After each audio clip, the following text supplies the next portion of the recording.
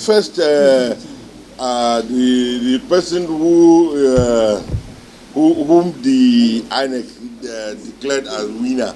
That's what I will say, because she was declared as winner without before the AMAC result was even computed. They declared those results in a hurry. And what do you do with declaring a result where the margin of lead that returned her as a winner is less than the margin of the number of the PUs cancelled and number of PUs, and number of this thing, what do you call it now? Registered voters and the number of cards collected and all that, So when you look at all that, they were supposed to do the computation. They were supposed to look at the number of accredited voters. They were supposed to look at the cancellations that were done either because of violence or because of certain disparities or overvoting before they could now come together to check the number of PUs that, the number of even the PVCs that were collected. So these are things that they were supposed to have checked, but somehow in a rush and because they wanted to either announce her or something, and then they declared her winner. But otherwise, they were supposed to have done all their computations and realized that that election was not concluded. That is what they were supposed to have done. So I think in her desperation, in trying to show and give legitimacy to what happened, she has been running around. Because for God's sake, let us be very honest. If you say that I lack capacity, and I'm the leader, and I am the leader of the entire minority of the Senate of the Federal Republic of Nigeria, where you have former governors and former ministers, and I'm leading them, and I've led as minority whip from 2015 to date. I believe if I don't have capacity, I will not be there. But I think that it's the person who wants to come and represent the people of the FCT that don't have capacity. Because if she has capacity, come on Google, will show you what I've done. We'll show you that I led a protest to this place to talk about the security of this nation. We'll show you that on the floor of the Senate, I've had to discuss about this issue of Naira redesign and all that. And I moved that motion and I asked that question and I brought that to national discourse.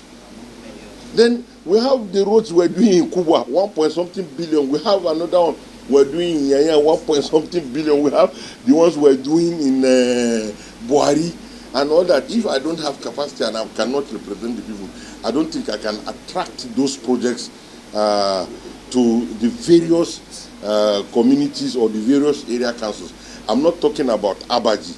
I'm not talking about Gwagwalada or Kwali or Kuje. I'm not talking about all that. I'm only talking about the environment here. Apart from the bills that have passed, the bills that the president have signed, like the College of Education Juba, that was there for over 17 years without graduation, until we passed that bill whereby they were able to carry out their convocation. So I wonder. So, but when somebody is afraid and nothing is chasing the person, of course, the person is bound to say so many things. Well, the person has alluded that she has stayed here in the FCT since 1988. Well, simply put, where are corporate social responsibility? If you want to contest the election, sometimes for you to endear people to yourself, you will go and do one small borehole here and there. Maybe you should tell us what she has done as community service to the people to end her this. I sincerely, but unfortunately, we had a situation whereby we had, apart from the fact that there was too many overvotings from all over the place, and I'm sure you saw her on the press and she talked about it, and apart from that, these elections were cancelled and were supposed to be rescheduled.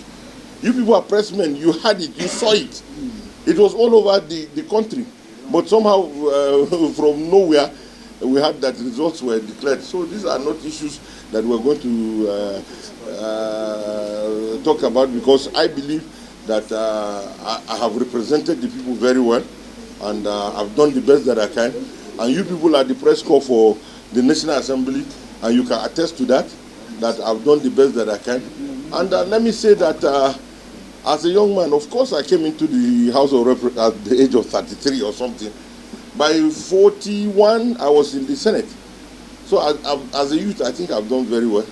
And if the FCT feel that voting in an old woman of about 70 years old and replacing her and giving her capacity to a 53-year-old young man and bringing somebody who's old enough to be my mother and auntie, then I think that something is wrong. Because even the presidential candidate of the Labour Party in some forums have said that people should begin to retire at the age of 70. So are we thinking of retiring her at the age of 70 and she's just beginning to represent us? Well, let me say one thing, that I am extremely, and I will repeat this publicly, very close to Peter Obi. He was in the PDP.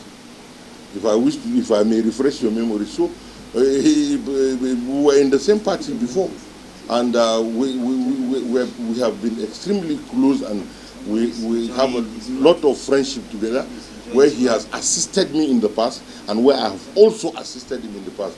So it's somebody that is close to me, so he shouldn't ride on the popularity of Peter Obi. Ordinarily, he wouldn't have been able to face me in an ordinary contest. We have had this contest before. She was in the PDP as well. From 2003, she's been contesting, and we have been contesting together. So she knows me and I know her. So I don't want to join issues with her and dwell too much on this, because this is all about the representation for the people, and by the special grace of God Almighty, we're still here, and this will not deter us within the remaining months that we have to represent the people. We'll represent the people with the fear of God Almighty, and we'll continue to do the best that we can and leave the rest to God. Please, my colleagues, just hold.